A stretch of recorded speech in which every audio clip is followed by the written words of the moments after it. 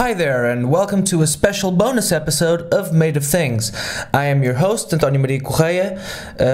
Well, to be perfectly frank, the bonus episode came out on Tuesday, which is the usual day of the week for new episodes of the show. So this one is in fact the main episode of the week, considering I have two interviews with Jim Black, and thought they were both to be very much worthwhile and even complimentary, if you notice how different they are from each other. So late last year, I got to talk to Jim again, a couple of years after the first interview, having kept in touch in the meantime because he's just that great of a dude. This will be the full interview, even though we kept chatting for about another hour, I think, after we were done. Honestly, I wish I had recorded that too. It was pretty fun. I can't describe it any other way. But there will be a shorter video cut up on YouTube in the coming weeks of the interview, so keep an eye out for that.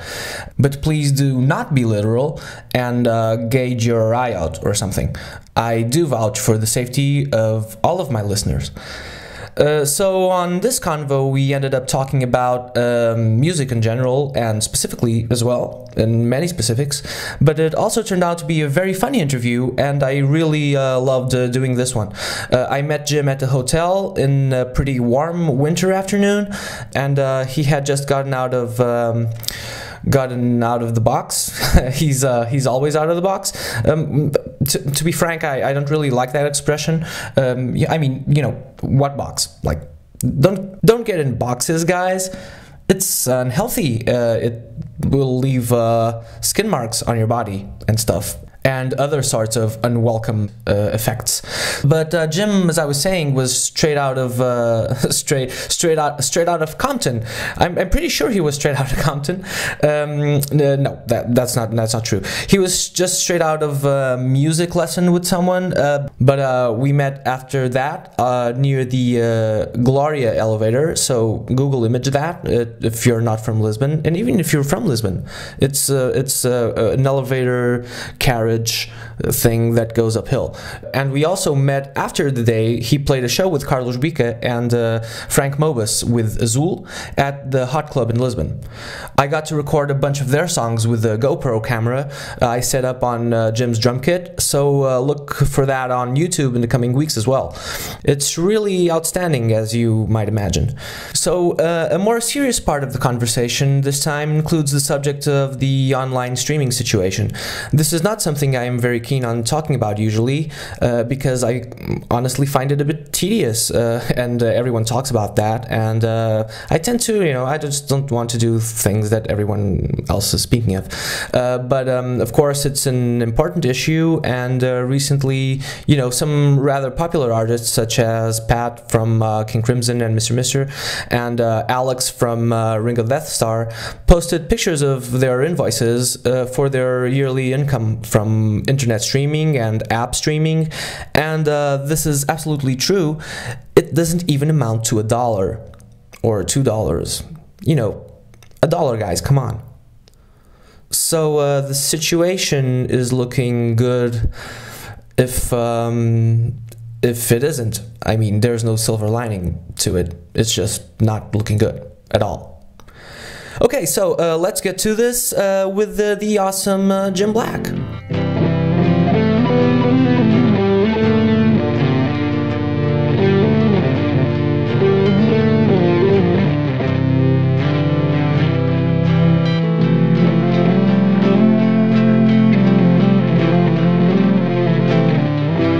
How was last night's show, Jim? You were saying that it was off the record. You were saying that it was bizarre. Yeah. Well, we had played the Hot Club last year with the same music, and I think every band's different. Every book of music for this band has a different point, a different meaning, and you don't want to wear out a book of music. If that's possible. Like even, bands they tour an album, they go off the road, they make a new album, they keep some of the old tunes, they mainly play new material. It depends on the band. So anyway, So last night we realized, like, wow, we only played here a year ago and we're playing the same music still. So Carlos was looking through the files and thinking we could play older tunes, and And then we were also thinking like, well, that doesn't really totally make sense to bring out all the old tunes we've already played. So what? Oh, right, we're improvisers. Yes, let's improvise more. Which is, it was never, quote unquote, as Carlos says, the philosophy of the band.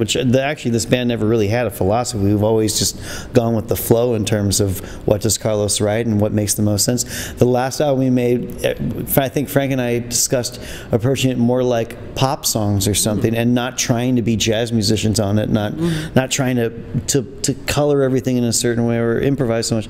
So the one thing we hadn't done on this music was improvise a lot. So Carlos shuffled the book around, and it was just pretty much like whenever you feel like ripping it open, go. And so from the beginning, I had never done that with this band, and this band has been together technically for 23 years now.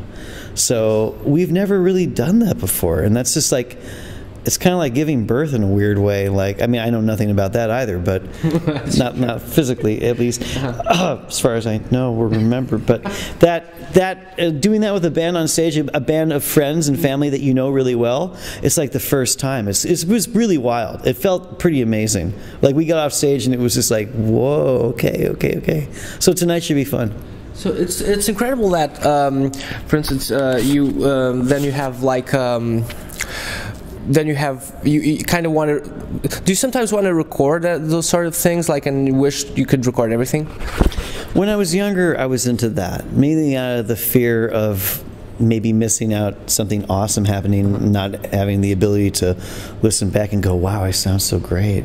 No, I think it's with the technology available, it's more easy to record everything. And as Dave Liebman, the saxophone player I tour with, he's like, he tells his students, like, you can record whatever you want. You're never going to find time to listen to it all. And he's right, because it's too easy now. It's not like the cassette that you had to rewind and really make an effort to get in there. And I listened to my bootlegs when I was younger, when I had more time. I still have my bootleg cassettes of great shows, great gigs. It might even be worth something. now that nobody really pays for music anymore, officially. Well, that should change. But still, like, that idea of like, where do you find time to go back and relive the memories? I don't. There's no time. You can only move forward. So I still can taste last night. That's what matters, So I don't mind that stuff's not documented or recorded. We have plans to make a new album this summer in Slovenia, a live gig plus new tunes. So that's something we haven't done before, and that I look forward to that. That's awesome. That's awesome. Yeah, keep moving forward. It's better. Of course, when the tape is rolling, I mean, I'm really thankful that a lot of things do get captured on tape that maybe weren't supposed to be on tape. That you can listen back and be like, wow, okay, nice memory. If anything, for a memento. And did you have, for instance, like last night you did, on the playful side you were talking about, you did like the end of show cover of T for Two. Yeah. Yes, a cover. but was that a cover? That is a cover, and it's totally an interpretation. Yeah, it's a weird one. Why? But I was asking because it was just so immediate to everyone, because it's such a standard, and I think everyone got it pretty fast. To my mom. Sure, yes, not standard. I mean, standard for standards for go. Really, standards for standards. I think. Standard for standard's sake. Yes. Exactly. But I mean, so that came up. It was something you usually did, or that came up like in the afternoon. We've had that encore in the book for years. I think it's on one of our albums, like our second album, maybe. Okay. And a tune like that's cute because it's so strange. It's a nice song. That even showed up in New York for a minute the past couple of years as being played on some sessions. Someone transcribed it and tried to get through it. I mean, looking at the original song. I mean, the song is a song, whatever. Sure. But it's a little, after you play a whole night of original music and then you do something like that, it risks being a little too cute or trite. Sure. And of course, people like it. But just because people like it doesn't mean you should do it. That can become a real bad habit. There's a fine line between, like why you do something. Meanwhile, back in reality, it's a song, and that's a song that's meant to be sort of destroyed. Carlos plays that melody more or less the same every time, and we can frame it how we want. But last night I think we had special permission to pour gasoline on the frame and set it on fire, which we pretty much did. Frank sounded awesome playing the street. Yeah, it was cool. It was good. Yeah, because you let out some laughs. It was very visible to everyone. Yeah, it's silly as hell. Yes. Yeah. Awesome. You were just actually. I didn't know. I didn't know what. You recently met Pat Masalato of King Crimson and Mr. and stuff like that. Like you got a King Crimson. I do. It's like my favorite band or something. And I don't know that much about him, which is really odd. Like I don't really. I did meet. You want what the question is? You would like to know why? No, yes, I would like to know why. On which circumstance? I mean, okay, I know that's the weird one. Like the band I've never listened to. All of a sudden, I'm recording with Masalato. Mr. Back in my high school, junior high school days. Yes, we both play this material called hammer axe, which is these metal plates. This company used to make wind chimes called Ohm back in the late 70s. They were the best wind chimes. This guy's a crazy inventor, John Stannard. Anyway, he's got Pat from King Crimson and Tobias Ralph. Yeah, Tobias Ralph. Yeah. Yes. So we did. There's all these videos online of us playing this material he's been making.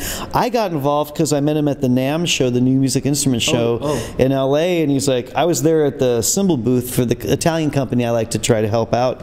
They've been very kind to me, and he's like, can you come over and play my kit? And I did, and that's videos online too, me poking at these objects for the first time, and after 10 minutes of me goofing around, it's like, great, you're signed. And I'm like, signed to what exactly? What are these? You know, like, so turns out that he lives right next to my mom in Florida, which is crazy, and he's a crazy man. I'm sure he wouldn't mind me saying that publicly. He's a madman inventor, and he comes up with some pretty wild ideas. And those objects, their main function is just to generate a metallic sound as loud as possible. Seriously? Seriously. He has all the pressing machines in his place. It's an incredible operation.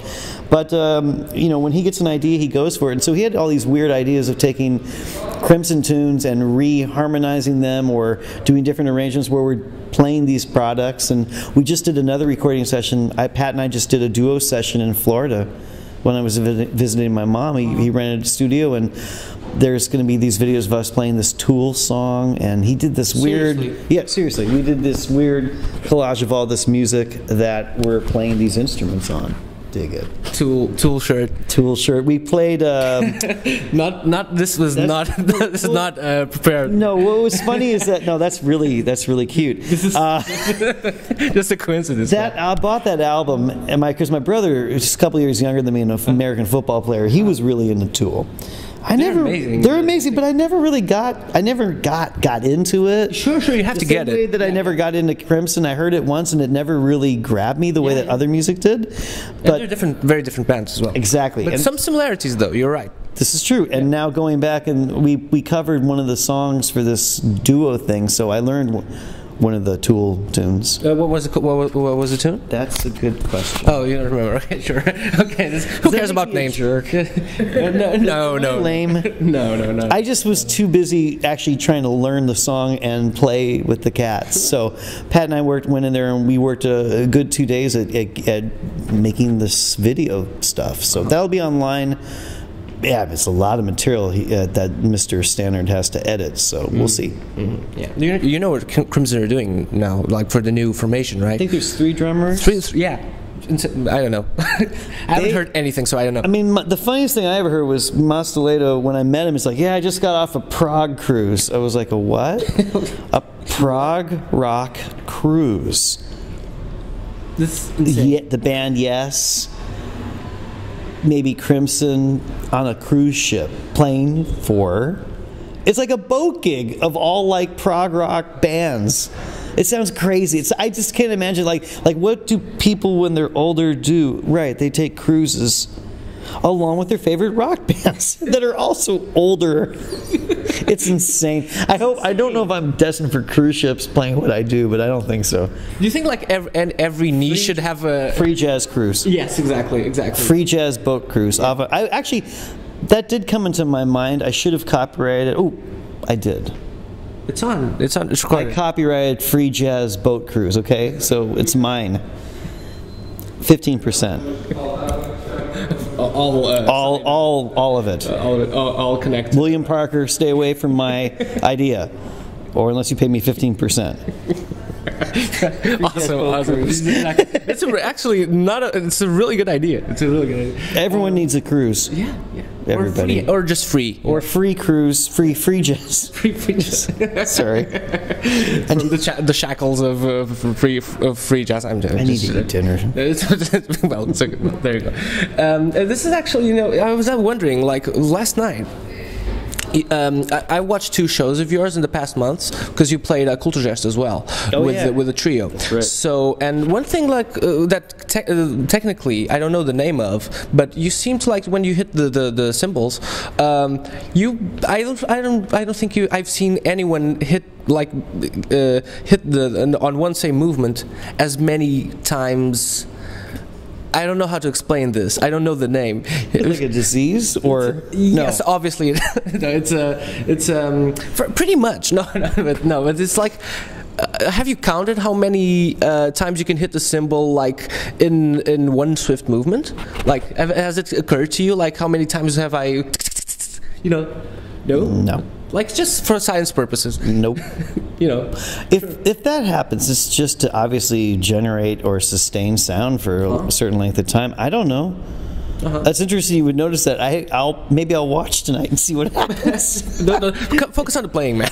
Maybe I notice those. It's funny if I'm watching certain musicians. Maybe I would notice something like that. But when I'm playing, I have no clue. No. I mean, but someone else for you. I mean, for instance, like, oh, Jim, do you mind like us recording this, and I'll count as many times you can hit the cymbal on one given night. I mean.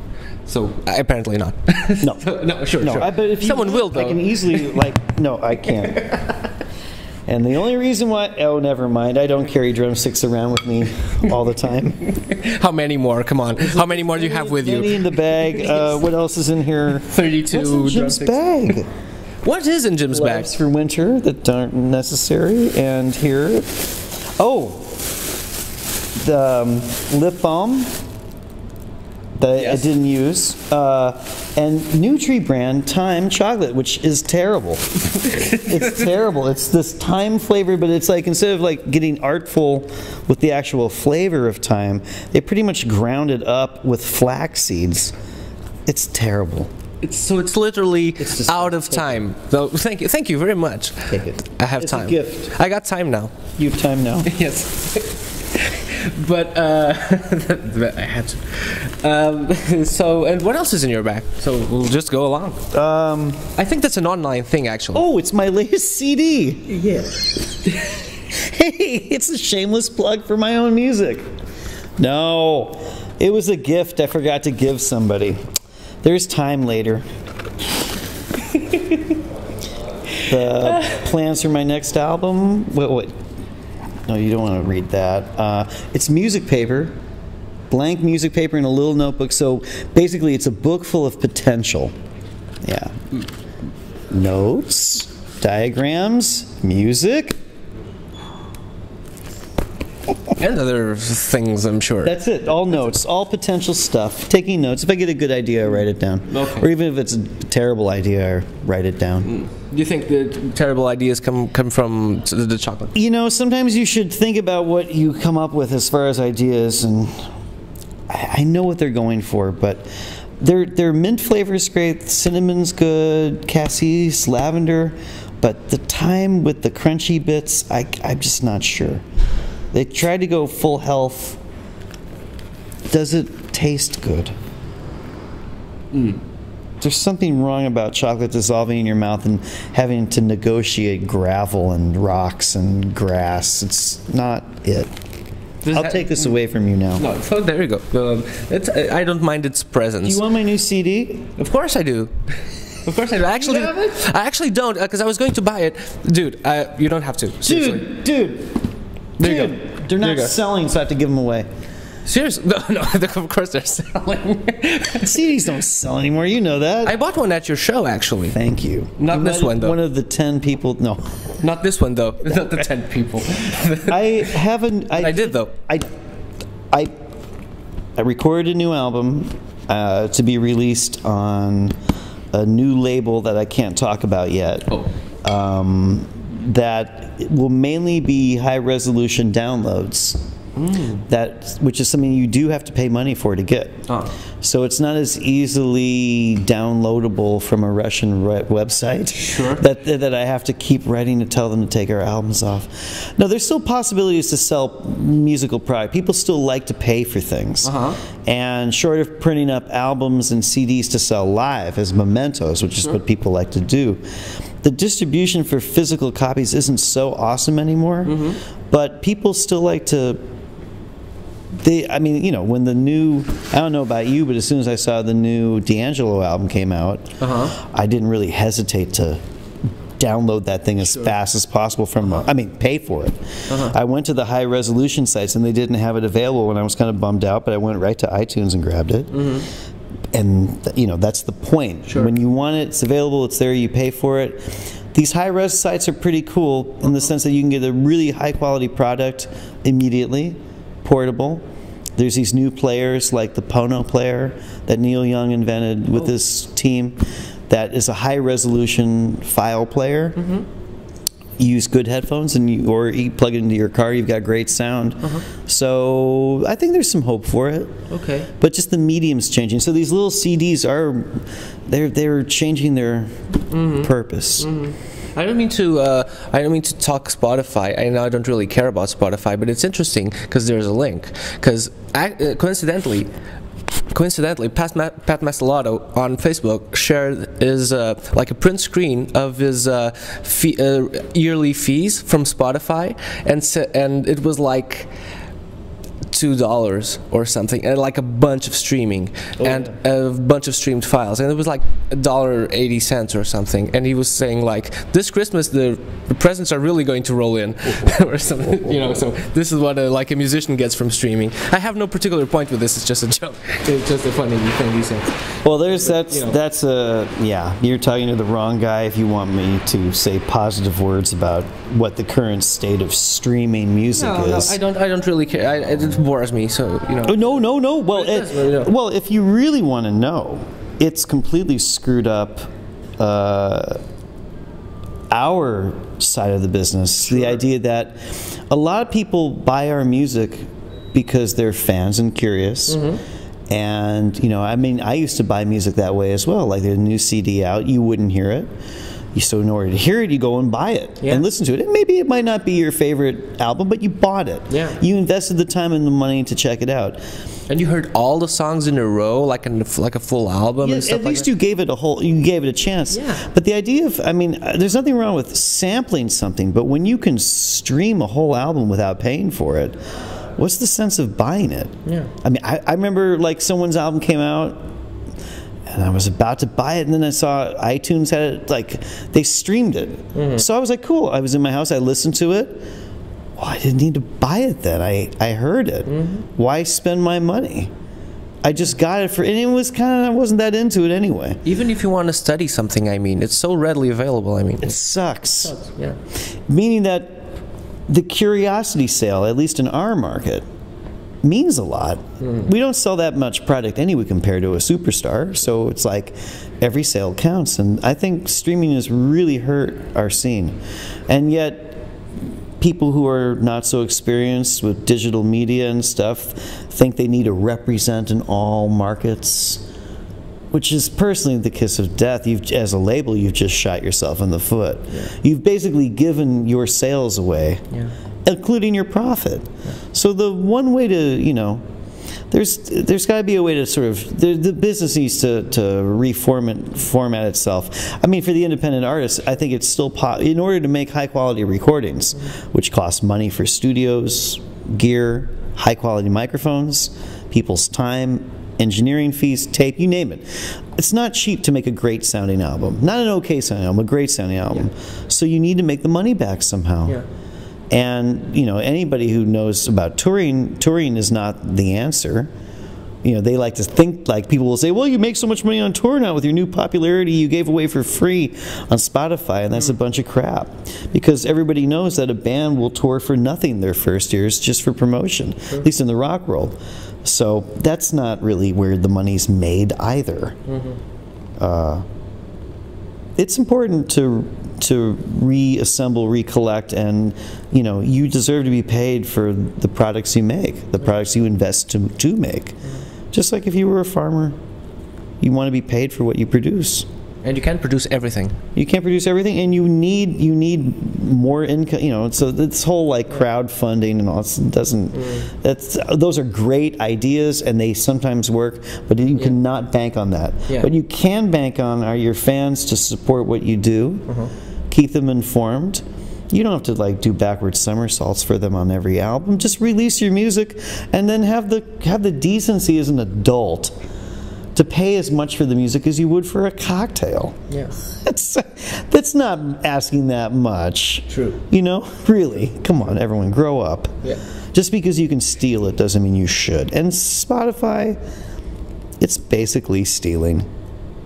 It's funny how some certain commodities are just like ridiculous, and then something which you enjoy and just has such a profound meaning, you just take like that, like what you were saying. I'm just reaffirming what you're saying. Of course, absolutely. You're okay with stealing. Let's just say it. That's really what it is when all is said and done. No one said you were entitled to free new music when it costs a fortune to produce. Just be human about it. God, think. You're an adult. You can stream till you're 16, then get a job. Okay? You're allowed until have a free pass. After 16, one less beer. Buy my album. One less beer. Do you think you can have like some sort of partnership with the music and beer, like pack of beer and free album? They already do, I'm sure. I think I've seen it before. Buy a beer, get a free disc, or buy our disc and get a free beer. One of the two. They go together.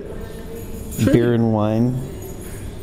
And I don't want to think about that too much. About the beer and wine combos.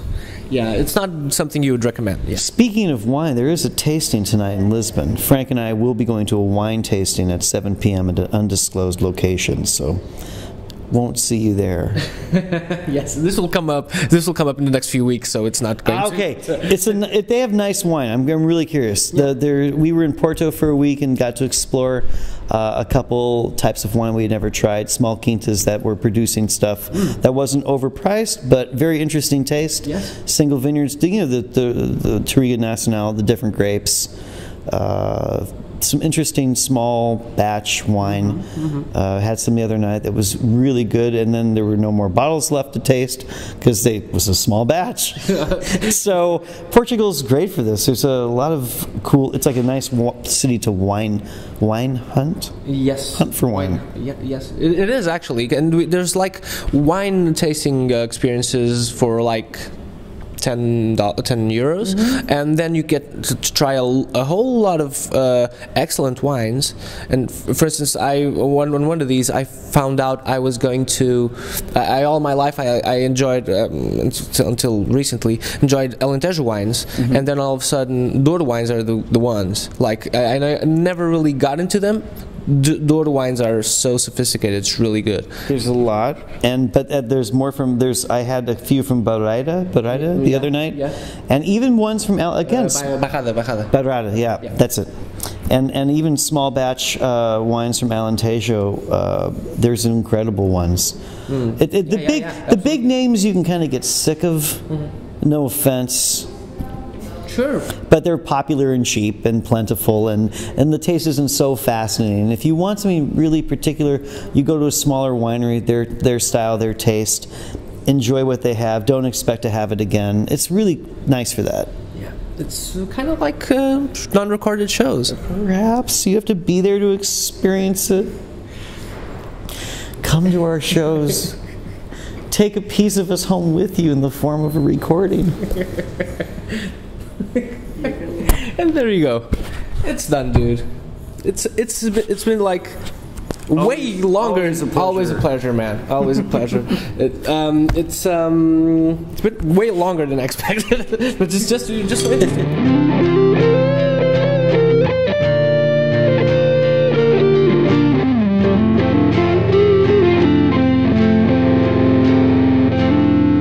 And there you have it. There you go. That was fun, right? I thought so.